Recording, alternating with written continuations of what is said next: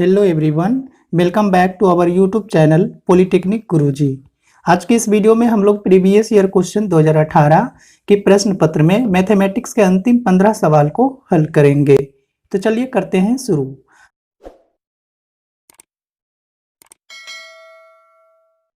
आज का हमारा पहला क्वेश्चन आपके स्क्रीन पे दिख रहा होगा। Question number 16, tan 50 degree plus sec 50 degree upon cot 40 degree plus cosec 40 degree plus cos 40 degree into cosec 40 degree का मान क्या होगा। Option A 0, option B -1, option C 1, option D 2। तो आइए इस क्वेश्चन को चेंज करते हैं। कॉम्प्लीमेंट्री एंगल के बेस पे ये क्वेश्चन है। तो ये देखिए यहाँ रेशियो में दो ट्रिगो लिखा हुआ है, तो दोनों ऊपर या फिर दोनों नीचे में से किसी एक को चेंज करेंगे। तो आइए हम लोग यहाँ पे दोनों ऊपर वाले त्रिकोणमिति को चेंज कर लेते हैं। तो tan और यहाँ पे देखिए 50 डिग्री है तो 90 - 40 कर देंगे तो 50 आ जाएगा। और प्लस देखिए यहाँ पे सेक है, सेक 50 डिग्री तो 90 - 40 कर देंगे तो ये हो जाएगा। नीचे ऐड एज इट इज वही लिख देना है, इसमें कोई चेंजिंग नहीं करना है। जब दो त्रिकोणमिति गुणा करके लिखा हुआ हो तो उस दोनों में से किसी एक को चेंज करेंगे। तब चलिए यहाँ पे cos 40 को चेंज कर रहे हैं। cos 40 को लिख देंगे 90 - 50 और इंटू कॉसेक 50 डिग्री। तब यहाँ देखिए tan 90 - थीटा पढ़ेंगे इसको, तो ये हो जाएगा आपका cot theta, theta 40 degree plus sec 90 - theta होता है आपका कॉसेक थीटा, और थीटा आपका ये भी 40 डिग्री है। और नीचे भी देखिए दिया हुआ है जो cot 40 डिग्री और प्लस कॉसेक 40 डिग्री। और इधर देखिए cos 90 - थीटा, तो ये हो जाएगा आपका साइन थीटा, थीटा आपका 50 डिग्री है और इंटू इसके साथ है कॉसेक थीटा। अब देखिए यहाँ पे ये दोनों ऊपर नीचे सेम है, कट करके 1 हो जाएगा। और यहाँ देखिए कॉसेक और साइन एक दूसरे का उल्टा होता है, तो इस दोनों का प्रोडक्ट भी 1 मिलना है। तो 1 + 1 इक्वल टू बोल देंगे 2। यही 2 हमारा आंसर होगा, ऑप्शन डी। क्वेश्चन नंबर 17, 9 विभिन्न ऑब्जर्वेशंस के एक सेट जिसकी माध्यिका है 20.5, यदि सेट के अंतिम 4 ऑब्जर्वेशंस में 2 की वृद्धि कर दी जाए तब नए सेट की माध्यिका क्या होगी। ऑप्शन ए कह रहा है आपका 2 से अधिक, ऑप्शन बी 2 से कम, ऑप्शन सी मूल सेट के बराबर ही होगा, ऑप्शन डी मूल माध्यिका की 2 गुनी होगी। तो चलिए मान लेते हैं वो 9 ऑब्जर्वेशंस जो आपको क्वेश्चन में कहा जा रहा वो मान लेते हैं x1, x2, x3 और डॉट x9 है। अब इसमें बोला जा रहा है इसकी माध्यिका कितनी है, तो 20। चूंकि ये 9 है ऑड संख्या में है तो शुरू से 3 4 मार्क कर लेते हैं और अंतिम से 4 मार्क कर लेंगे। बीच में ये जो बचेगा यही इसी को हम लोग कहते हैं माध्यिका, और वो माध्यिका बोला जा रहा है आपसे 20.5 है। यानी कि इसका मोड जो होगा 5वां टर्म्स होगा, 5वां पद जो होगा यही इसका माध्यिका होगा। तो इसकी माध्यिका अब बोला जा रहा है कि इसके अंतिम 4 संख्याओं में 2 की वृद्धि कर दीजिए। तो अंतिम से 9, 8, 7 और 6 इन सभी में से 2-2 वृद्धि कर देंगे, तब फिर बोल रहा है कि ये अब एक नया सेट बन गया और इस नए सेट की माध्यिका कितनी होगी सो पूछा जा रहा है। तब यहाँ देखिए फिर से काउंटिंग कर लेंगे, 9 टर्म है तो शुरू से 4 और अंतिम से 4 को मार्क कर लेंगे, बीच वाले जो टर्म बचेगा वही माध्यिका होता है। तो फिर से देख रहे हैं बीच में 5वां टर्म है। अब 5वां टर्म में देख रहे हैं इसमें कोई चेंज नहीं है, नो चेंज, क्योंकि क्वेश्चन में बोला गया अंतिम 4 का चेंज करिए, 2 की वृद्धि कीजिए। तो 5वां टर्म में फिर से हमारा कोई चेंज नहीं, तो माध्यिका जो पहले वाले सेट की था वही फिर से इसकी माध्यिका 20.5 ही कह देंगे। तो ऑप्शन देखिए सी बोल सकते हैं कि मूल सेट की के बराबर ही होगा नए सेट की माध्यिका। तो ऑप्शन सी हमारा करेक्ट आंसर है। क्वेश्चन नंबर 18, दिए गए चित्र में वृत्त की 2 जीवाएं ABCD बिंदु E पर इस प्रकार काटती है कि एंगल BAC बराबर 45 degree and angle BED equal to 120 degree. तो एंगल ABD का मान क्या होगा। Option A 15 degree, option B 30, option C 45 degree, option D 60 degree. तो ये देखिए फिगर आपको क्वेश्चन में दिया हुआ है। क्वेश्चन में एक एंगल बोला जा रहा है BAC 45 डिग्री, यानी कि ये 45 डिग्री दिया हुआ है और आपका ये वाला एंगल 120 डिग्री दिया हुआ है। तो हम लोग जानते हैं वृत्त में सेम सेगमेंट में एंगल जो बनता है वो बराबर होता है। तो ये भी एंगल देखिए कितना हो जाएगा, तो ये भी एंगल हो जाएगा आपका 45 डिग्री ही होगा, इसके बराबर हो जाएगा क्योंकि सेम सेगमेंट में ये एंगल है। तो क्वेश्चन में आपसे पूछा गया BAABD का एंगल बताइए, यानी कि ये वाला एंगल आपसे पूछा जा रहा, ये एंगल का मान बताना है। तब देखिए इस ट्रायंगल में ट्रायंगल का नाम हम लोग दे रहे हैं BED। इस ट्रायंगल में तीनों एंगल का सम 180 कर लेंगे। आपका यहाँ देखिए ई पे एंगल 120 डिग्री, क्वेश्चन में ये भी आपका मेंशन है, दिया हुआ है।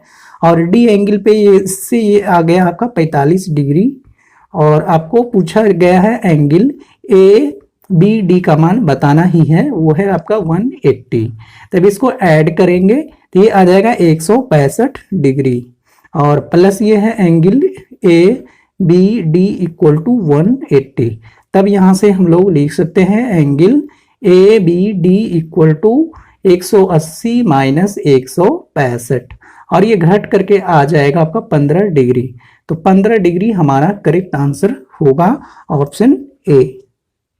क्वेश्चन नंबर 19, एक थैले में 3 सफेद, 3 काली एवं 2 लाल गेंद हैं।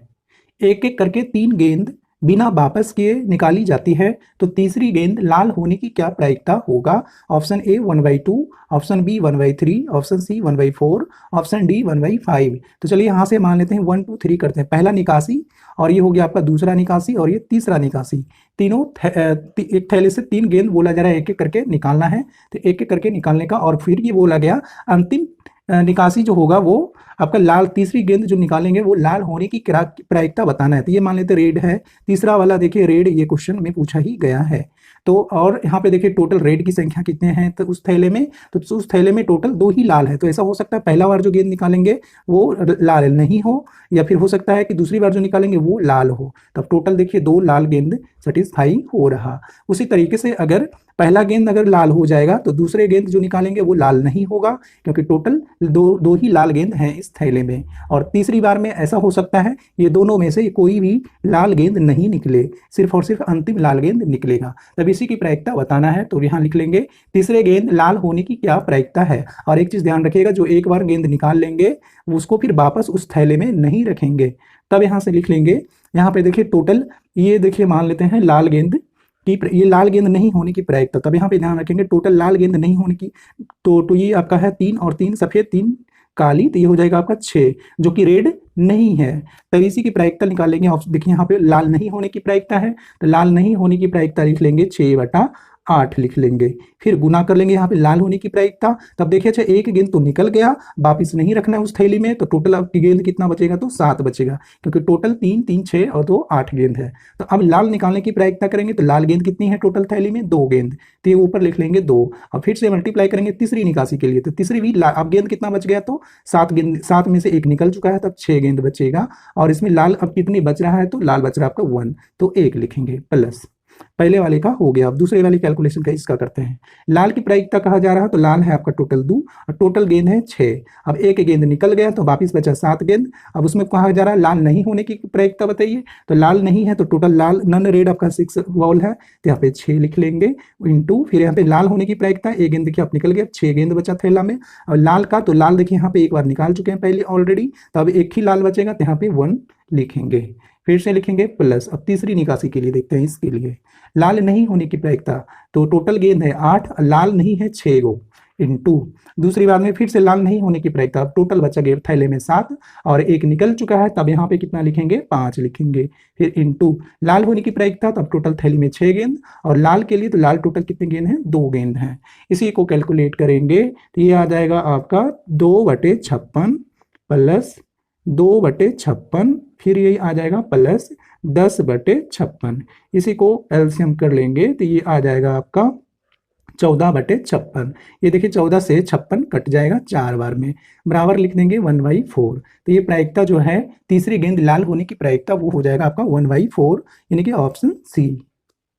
क्वेश्चन नंबर 20, एक टूटे पेड़ के शीर्ष अपने आधार से 15 मीटर की दूरी पर धरती को स्पर्श करती है। यदि पेड़ धरती से 8 मीटर की ऊंचाई पर टूटा हो, तब पेड़ की असल ऊंचाई यानी एक्चुअल लेंथ बताना है, एक्चुअल हाइट बताना है उस पेड़ की। ऑप्शन आपको दिया हुआ है 17 मीटर, 20 मीटर, 25 मीटर और 34 मीटर। मान लेते हैं ये टोटल जो है आपका पेड़ है, और आपका बोला जाए ये पेड़ यहाँ से यहाँ तक डॉटेड लाइन वाला पोर्शन जो है ये टूट गया यहाँ से, और टूट करके जमीन को स्पर्श कर गया। ये आपका जमीन है टोटल, और जमीन से इसके कितने दूरी पे गिरा है, तो क्वेश्चन बोला गया आपका आधार से 15 मीटर की, ये आधार है, आधार से 15 मीटर की दूरी पे ये पेड़ गिरा है। फिर बोला गया आपका यदि पेड़ धरती से 8 मीटर ऊंची टूटा है, यानी कि ये धरती से ऊंचाई इसका दे रहा है इस पेड़ का वो 8 मीटर है, तब बताइए उस पेड़ की एक्चुअल ऊंचाई कितना होगा। तो एक्चुअल ऊंचाई एक्चुअली यहाँ से देखिए कर्ण निकाल लेते हैं इसका, तो कर्ण हो जाएगा आपका लंब का स्क्वायर यानी कि 8 का स्क्वायर प्लस 15 का स्क्वायर लिख लेंगे, तो ये हो जाएगा आपका 64 प्लस 15 का स्क्वायर 225, इसको ऐड कर लेंगे तो ये आ जाएगा 289 बराबर आ जाएगा 17। तो ये देखिए आपका आ गया 17 मीटर। तो पेड़ की टोटल ऊंचाई, तो ये जो टूट करके गिरा इसको खड़ा कर लेंगे वापस, तो 17 मीटर कहाँ चला जाएगा ऊपर ये पेड़ की। तो पेड़ की टोटल ऊंचाई बता देंगे कितना, तो वो हो जाएगा 8 और प्लस 17, ये जोड़ करके बताएंगे। तो ये टोटल आ जाएगा आपका ऐड करके 25 मीटर, यानी कि पेड़ का एक्चुअल हाइट कितना हो जाएगा, तो 25 metre, option C. Question number 21, यदि 4/7, 1/3, 2/5, 5/9 को आरोही क्रम में लगाए जाए तब उसके बीच दो संख्याएं का औसत कितना होगा, ऑप्शन आपका दिया हुआ है। तो सबसे पहले देखिए ये 4 फ्रैक्शन आपको दिया हुआ है, इन सभी को इंक्रीजिंग ऑर्डर में लिखना है आरोही क्रम में। तो क्या करेंगे देखिए 7, 3, 5, 9 ये सभी का एलसीएम निकाल लेंगे, वो आ जाएगा कितना 315। तब कोशिश करेंगे कि इन सभी फ्रैक्शंस के नीचे 315 आ जाए। तो देखिए पहला फंक्शन फ्रैक्शन आपका है 4/7, इसमें 45 मल्टीप्लाई करेंगे ऊपर नीचे, तब ये आ जाएगा नीचे 315 और ऊपर मल्टीप्लाई करेंगे तो ये आ जाएगा आपका 180। उसी तरीके से नीचे भी 315 इसमें भी बनाएंगे, तो उसके लिए यहाँ पे पहले दूसरे वाले फ्रैक्शंस में 105 मल्टीप्लाई करना पड़ेगा ऊपर नीचे, तो ये आ जाएगा आपका 105 गुना 1 तो 105, नीचे फिर से आ जाएगा इसमें 315। उसी तरीके से तीसरे वाले फ्रैक्शंस जो हैं 2/5, इसको भी 315 नीचे बनाने के लिए 63 से ऊपर नीचे मल्टीप्लाई करेंगे, तो ये आ जाएगा आपका 126 और ये नीचे फिर से वही 315। फिर चौथे वाले फ्रैक्शंस 5/9, इसमें 315 नीचे लाने के लिए 35 से ऊपर नीचे मल्टीप्लाई करेंगे, तो ऊपर 35 गुना 5, ये 35 गुना 5 आ जाएगा आपके 175। तब इस तरीके से देखिए आप आरोही क्रम में लिखना है। अब यहाँ देखिए सबके नीचे क्या है 315, यानी कि बराबर संख्याएं आ गया, तब आसानी से फ्रैक्शंस को सिलेक्ट कर सकते हैं बड़ा छोटा कौन सा कौन होगा। तब यहाँ देखिए सबसे छोटा संख्या लिखेंगे, तो सबसे छोटा देखिए आपका कितना है 105, जो कि 1/3 से मिला। उसके बाद फिर देखिए उससे जस्ट बड़ा, तो उससे जस्ट बड़ा 126 जो कि 2/5 से मिला। उसके बाद फिर उससे बड़ा है आपका 175 जो कि 5/9 से मिला। फिर उसके बाद देखें तो सबसे बड़ा कौन है, ये 4/7, ये आपका, तो ये इंक्रीजिंग ऑर्डर में लिखा गया। तो क्वेश्चन में बोला गया आपको इसके बीच मध्य की दो संख्याएं, यानी कि बीच की दो संख्याएं, ये जो दो हैं इसी का औसत बताइए कितना होगा। तो औसत कैसे लिखते हैं, तो जोड़ करके उसकी सब नंबर से डिवाइड कर देते हैं, तो यानी कि 2/5 प्लस 5/9, इसको 2 से भागा करेंगे मतलब 1/2 से गुना, तो ये आ जाएगा आपका एलसीएम करके 18 प्लस 25 और एलसीएम का हो गया ये 45 गुना 1/2, तो ये आ जाएगा यहाँ से आपका 43/90। तो ये हो गया आपका औसत बीच दो संख्याएं का, तो ऑप्शन डी करेक्ट आंसर होगा। क्वेश्चन नंबर 22, बिंदु ए से खींची गई एक वृत्त पर स्पर्श रेखा की लंबाई जो है कि 4r/3 है, जहां r क्या है तो उस वृत्त की त्रिज्या, और ए से उस वृत्त की सबसे न्यूनतम दूरी अल्पतम दूरी यानी कि सबसे शॉर्टेस्ट डिस्टेंस बताना है। ऑप्शन ए दिया आपका r/2, option B r, option C l/2, option D है 2l/3।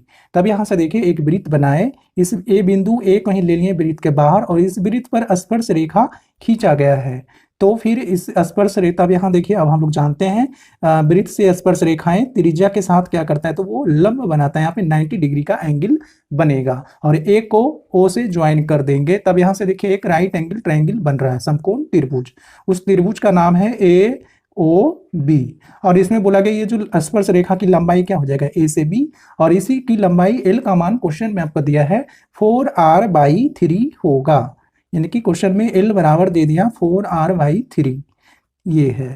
तो यहाँ से देखिए लगा लेंगे यहाँ से फॉर्मूला, तो यहाँ से पाइथागोरस प्रमेय लगा लीजिए। कर्ण क्या हो जाएगा इसमें ए से लेकर के ओ तक, यानी कि अच्छा ये भी वृत्त की त्रिज्या ही होगा, AC प्लस आर हो जाएगा आपका इसका कर्ण, तो AC प्लस आर कर्ण का स्क्वायर पर बराबर इसमें लंब का स्क्वायर r² प्लस आधार l का मान क्वेश्चन में दिया है 4r/3, तो वही यहाँ पे पुट कर दिए, उसका भी स्क्वायर करेंगे।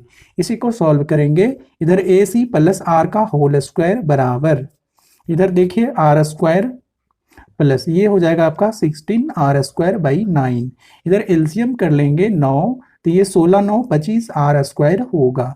अब ये देखिए स्क्वायर, तो इस बार उसको उधर भेज देंगे तो स्क्वायर रूट में चला जाएगा, यानी कि AC + R = लिख सकते हैं 25r² / 9 का पूरा वर्गमूल, और ये हो जाएगा 5r/3। तब यहाँ से बता सकते हैं AC बराबर आ जाएगा 5r/3 और -r। इसको एलसीएम कर लेंगे, तो यहाँ से एलसीएम कर लेंगे 3, तो ये 5 में से 3 जाएगा, यानी कि 2r/3। तब देखिए ऑप्शन में 2r/3 कहाँ दिया हुआ है, तो ऑप्शन डी 12/3 है, यानी कि वो r के टर्म में ऑप्शन नहीं मैच कर रहा। तो यहाँ से देख लीजिए r का मान निकाल लीजिए, यहाँ से r = लिख लेंगे 3l/4, तो यहाँ पे रख लेंगे 2/3, l r की जगह लिख लेंगे 3l/4। तब यहाँ से देखिए 3 से 3 कैंसिल, 2 से 4 कट जाएगा 2, तो बराबर कितना आ जाएगा, वो बराबर आ जाएगा आपका l/2, यानी कि वो जो AC आएगा AC ही होगा, वृत्त से सबसे छोटा दूरी यही हो जाएगा, AB तो बहुत ही बड़ा है, तो AC का मान आ जाएगा आपका l/2। तो l/2 देखिए कौन सी ऑप्शन में है, तो ऑप्शन सी।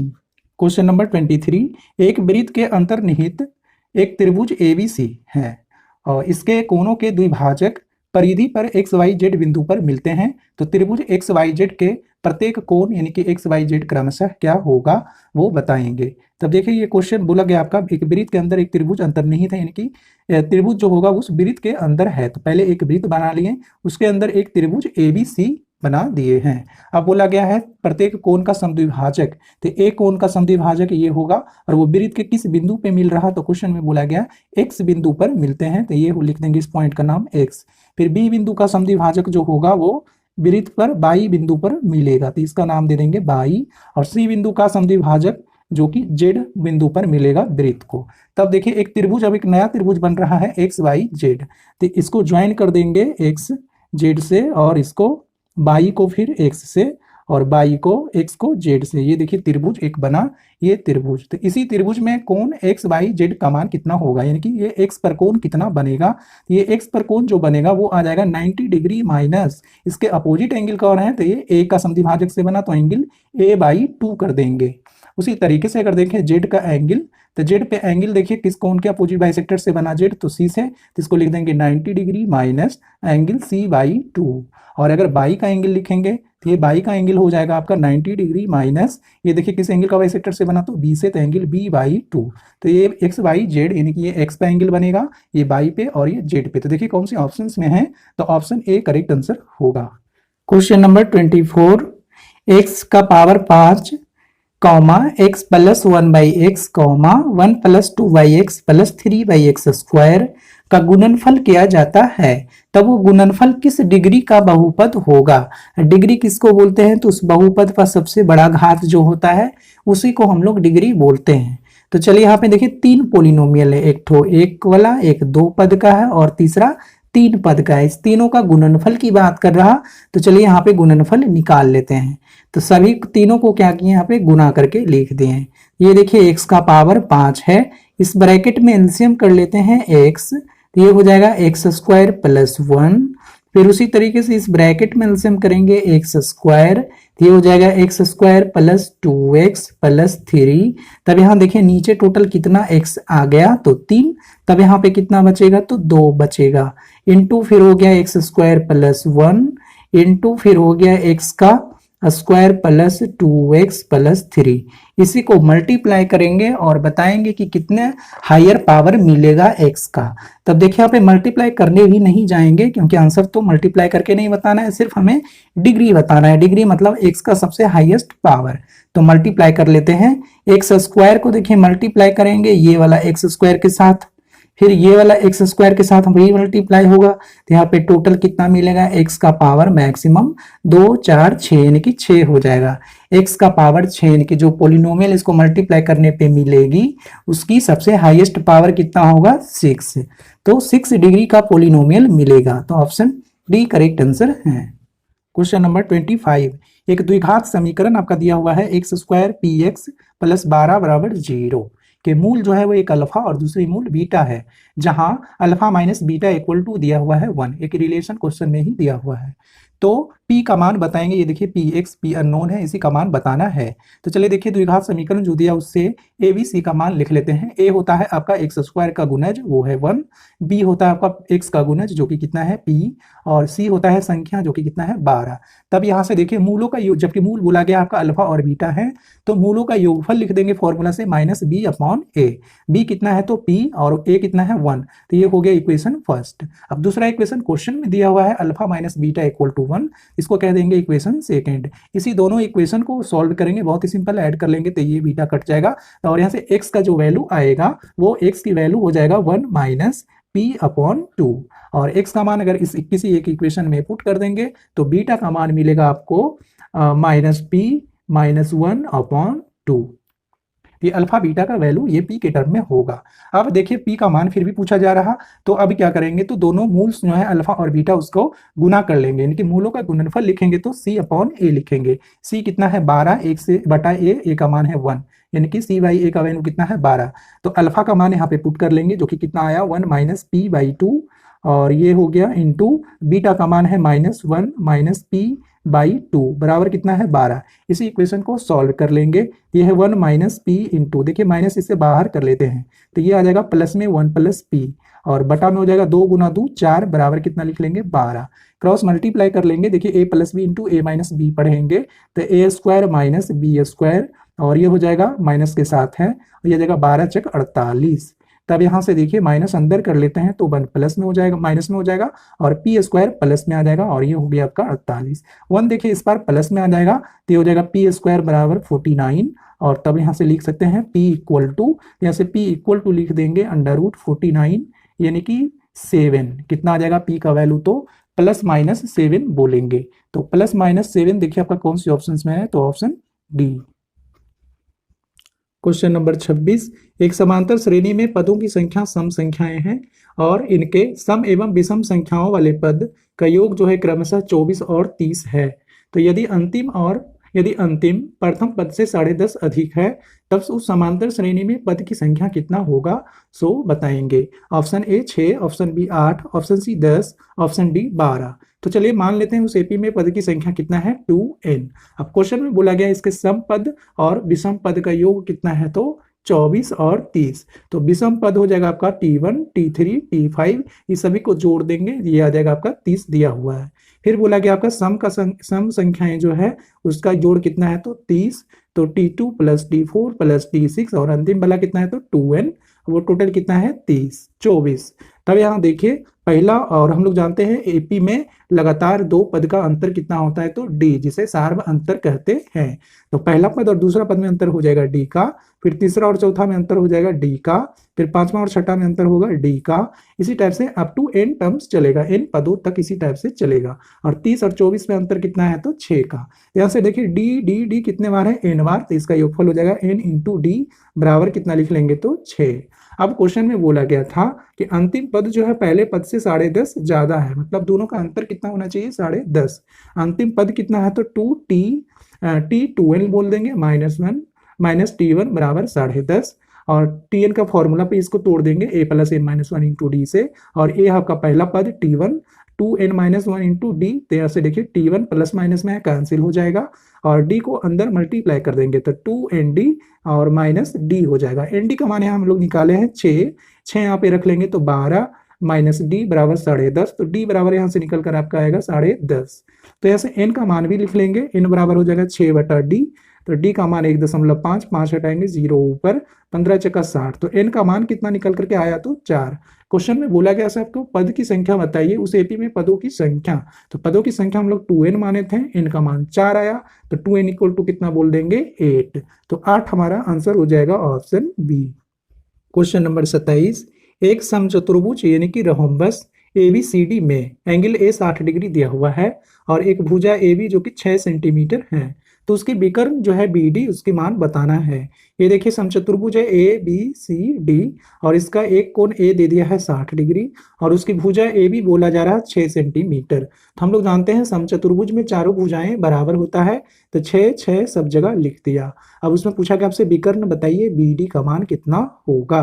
तब यहाँ देखिए ट्रिगो का एक फॉर्मूला अप्लाई करेंगे, यानी कि ये एंगल कितना है 60 डिग्री ए पर है, तो यहाँ से कॉस ए इक्वल टू लिख लेंगे A B square plus A D square minus B D square upon 2ab into A D. ये देखिए लिखे कैसे हैं, तो कोण ए के सामने क्या है यहाँ पर बी डी, उसी का यहाँ पे माइनस होगा। अब बाकी ये दोनों ए डी और ए बी दोनों को स्क्वायर करके ऐड कर देंगे और उसको 2 के साथ नीचे मल्टीप्लाई भी कर देंगे। तब यहाँ से देखिए ए का मान दिया होगा आपको 60 डिग्री, तो कॉस 60 बराबर ए बी का मान 6, तो 6 का स्क्वायर प्लस ए डी भी 6, तो 6 का स्क्वायर माइनस बी डी बताना है का स्क्वायर, नीचे हो जाएगा 2 गुना 6 इंटू 6। अब कॉस 60 डिग्री का मान बताइए कितना होता है, तो 1/2, 2 से 2 कैंसिल। तब यहाँ लिख देंगे 6 का स्क्वायर प्लस 6 का स्क्वायर माइनस बी डी का स्क्वायर। 6 गुना 6 देखिए 6 का स्क्वायर भी इसको लिख सकते हैं, तो ये इससे कट जाएगा एक ठो, बी डी को इस बार लाएंगे तो प्लस में आ जाएगा, तो बोल सकते हैं यहाँ से 6 square equal to B D का स्क्वायर, स्क्वायर से स्क्वायर कैंसिल। तब यहाँ से मिल गया बी डी इक्वल टू बोल देंगे 6 सेंटीमीटर। तो इस समचतुर्भुज का विकर्ण जो है वो एक बी डी विकर्ण जो है वो भी कितना है, तो 6 सेंटीमीटर ही होगा, ऑप्शन बी। क्वेश्चन नंबर 28, एक समांतर चतुर्भुज ABCD में AB बराबर 4 सेंटीमीटर और BC बराबर 7 सेंटीमीटर हैं, तो प्रत्येक विकर्ण की लंबाई कम से कम कितनी होनी चाहिए। Option A 3 centimetre, option B 4 centimetre, option C 7 centimetre, option D 11 centimetre. इस बार देखिए एंगल नहीं दिया हुआ है, समचतुर्भुज में कोई भी एंगल नहीं दिया, फिर भी हम लोग यहाँ पे एज्यूम कर लेंगे ए का एंगल जो कि 60 डिग्री है और डी के एंगल एज्यूम कर लेंगे 120 डिग्री, ताकि दोनों को मिला करके कितना हो जाएगा 180 डिग्री, क्योंकि ये दोनों पैरेलल लाइन है तो इंटीरियर एंगल का सम 180 होता है, तो ऊपर अगर 60 के एज्यूम करेंगे तो नीचे 120 मानना पड़ेगा। तो फिर से अभी जो पिछले क्वेश्चन में फॉर्मूला लगाए थे कॉस वाला फॉर्मूला, उसी तरीके से यहाँ भी ए फॉर्मूला लगा करके बी डी की वैल्यू निकाल लेंगे। और तब यहाँ देखिए कॉस ए का मान 60 डिग्री लिख रहे हैं, तो कॉस 60 इक्वल टू फिर से वही फॉर्मूला लिख लेंगे 4 का स्क्वायर प्लस ये देखिए आपका 7 है, तो 7 का स्क्वायर माइनस सामने वाले ए के सामने वाले भुजा कौन है, तो बी डी जो कि विकर्ण है, इसका भी मान बताना है, बराबर 2 इंटू 4 इंटू 7 और कॉस 60 का मान होता है 1/2, 2 से 2 कैंसिल कर लेंगे, 4 का स्क्वायर हो जाएगा 16, 7 का स्क्वायर हो जाएगा 49 माइनस लिख लेंगे यहाँ से B D square equal to हो जाएगा यहाँ पे 28। तो यहाँ से बी डी की वैल्यू लिखेंगे बी डी स्क्वायर, तो बी डी स्क्वायर आ जाएगा आपका 47 और ये देखिए 49 से थोड़ा सा कम है, तो यहाँ से पूरी स्क्वायर तो बता नहीं सकते, तो ये आ जाएगा 7 से थोड़ा सा कुछ कम आएगा, यानी कि 6.0827 आएगा आपका बी डी अंडर रूट 47 का मान।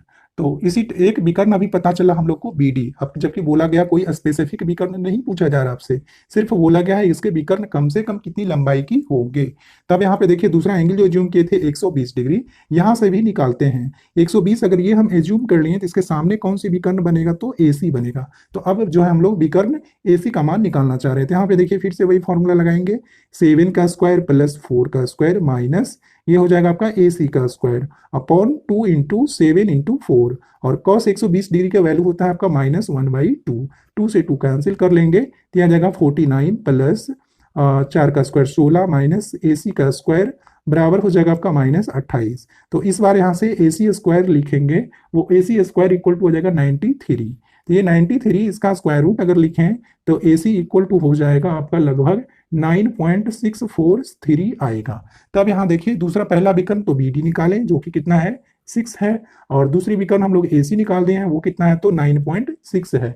तब यहाँ से क्या करेंगे कि एवरेज निकालते हैं इसका विकर्ण दोनों का, तो 6 और प्लस यहाँ देखिए 9 पॉइंट समथिंग है बटा 2 कर लेंगे तो कितना आ जाएगा 15/2 यानी कि 7.5, यानी कि इसका विकर्ण जो आएगा कम से कम विकर्ण जो है वो 7.5 डिग्री से 7.5 डिग्री कम से कम होनी चाहिए, यानी कि उससे ज्यादा ही होगा वैल्यू, यानी कि विकर्ण की लंबाई जो होगा एवरेज से थोड़ा सा ज्यादा यानी कि 7.5 से ज्यादा होना चाहिए। तब देख लीजिए कौन सी ऑप्शन में आपका 7.5 से आधा है, 7.5 से ज्यादा है, तो देखिए ऑप्शन डी आपका सिर्फ एक अकेला ऑप्शन दिख रहा है 11, तो 11 सेंटीमीटर इसका विकर्ण कम से कम होनी चाहिए, ऑप्शन डी हमारा करेक्ट आंसर होगा। क्वेश्चन नंबर 29, प्रत्येक 2 सेंटीमीटर ऊंची 2 समरूपी लंबवृत्तीय शंकु ऊर्ध्वाधर चित्र अनुसार आपका फिगर भी दिया हुआ है क्वेश्चन में। प्रारंभ में ऊपरी शंकु, एक ऊपर वाले शंकु जो सो पानी से भरा हुआ है और निचला शंकु जो बिल्कुल खाली था। तो ऊपरी शंकु के शीर्ष में एक छेद हो रहा है, यहाँ पे देखिए एक छेद हो गया, यहाँ से पानी नीचे दूसरी वाली शंकु में रिस रहा है, यानी कि टपक रहा है। तो जब ऊपरी वाली शंकु में पानी की ऊंचाई 1 सेंटीमीटर रहा होगा, 1 सेंटीमीटर रहा होगा, तब इस शंकु में कितनी ऊंचाई h मान लेते हैं वो बताना है, यानी कि h का मान यहाँ से बताएंगे। और ये h कैपिटल H आपका क्वेश्चन में दिया हुआ है, 2 सेंटीमीटर पूरी शंकु की ऊंचाई है। तब यहाँ से देखिए पाइथागोरस, यहाँ पे तब देखिए यहाँ से सिमिलर ट्रायंगल का कंसेप्ट लगा लेते हैं। तो यहाँ पे मान लेते हैं त्रिज्या इसका स्मॉल r और इसका त्रिज्या क्या है कैपिटल R, पूरा ऊंचाई कैपिटल H और यहाँ का ऊंचाई कितना क्वेश्चन में दिया है तो 1 सेंटीमीटर। तो रेडियस का रेशियो लिख लेंगे small r upon capital R। फिर यहाँ छोटे वाले शंकु का हाइट 1 सेंटीमीटर और बड़ी वाली शंकु की हाइट कितना लिख देंगे तो कैपिटल H। तो यहाँ से स्मॉल r का मान निकल जाएगा, वो होगा capital R upon capital H। तो यहाँ से इस शंकु में कितनी पानी बच रहा है वो निकाल लेते हैं।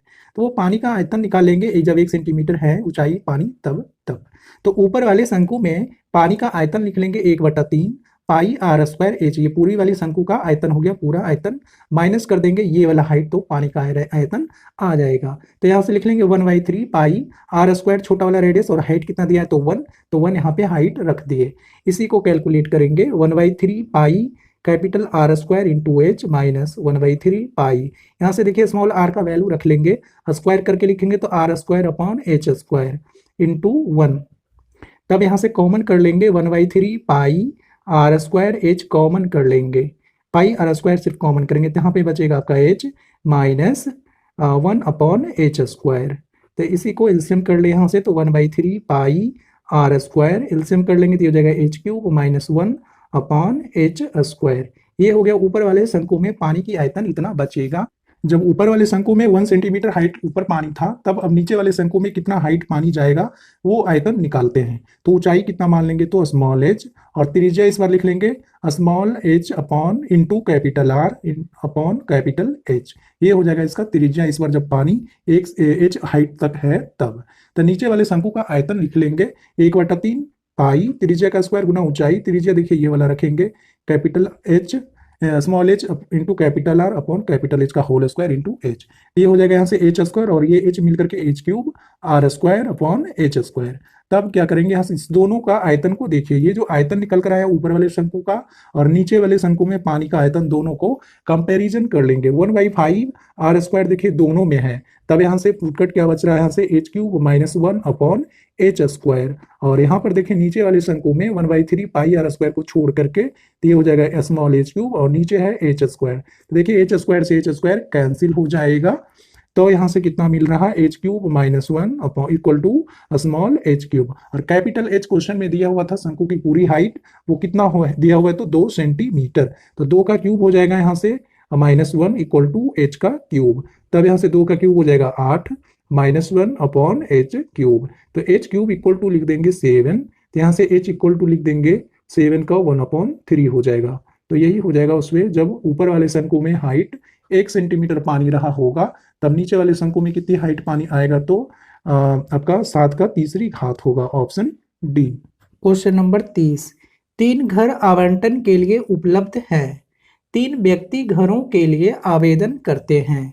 प्रत्येक व्यक्ति एक घर के लिए बिना दूसरे से राय लिए आवेदन करता है, तो एक ही घर के लिए तीनों के आवेदन करने की क्या प्रायिकता होगी। Option A 8/9, option B 7/9, option C 2/9, option D 1/9। Question में कहा गया कि 3 घर को आवंटन किया जाना है और उसको 3 अलग अलग व्यक्ति लेना चाह रहा, लेकिन वो तीनों व्यक्ति आपस में किसी से भी नहीं पूछता है कि आप कौन से घर को आवंटित करने जा रहे हैं। हो सकता है कि वो तीनों एक ही घर को आवंटित कर दे। तो वही क्वेश्चन में आपसे पूछा गया, तीनों एक ही घर के लिए तीनों का आवंटन करने की क्या प्रायिकता होगा। सबसे पहले तो घर का सिलेक्शन करेंगे। टोटल घर कितना है तो क्वेश्चन में बोला गया 3 घर जो कि किसी एक व्यक्ति द्वारा चुनी जाएगी, 3C1 की तरीके से। तो 3C1 का वैल्यू हो जाएगा 3, यानी कि तीनों घर में से एक घर चुनने की प्रायिकता कितना होगा, तो 3 बोलेंगे। अब कह रहा 3 व्यक्ति भी हैं, तो 3 व्यक्ति 3 घरों में से एक घर को चुनने की क्या प्रायिकता होगा, तो 1/3 बोल देंगे। फिर दूसरी व्यक्ति जो होगा वो तो दूसरे किसी व्यक्ति से सलाह लिया नहीं, तो वो भी उसी घर को आवंटित कर लेगा 1/3। फिर तीसरी व्यक्ति 1/3, और टोटल घर कितना सिलेक्ट हो जाएगा, तो 3 हो जाएगा। तो 3 से यहाँ पे मल्टीप्लाई कर देंगे, 1 से 3 कट जाएगा, तब ये देखा जाएगा 1/9, यानी कि तीनों व्यक्ति 3 घरों में से एक ही घर को चुनने की क्या प्रायिकता हो जाएगा, तो 1/9 कहेंगे। Option D. धन्यवाद।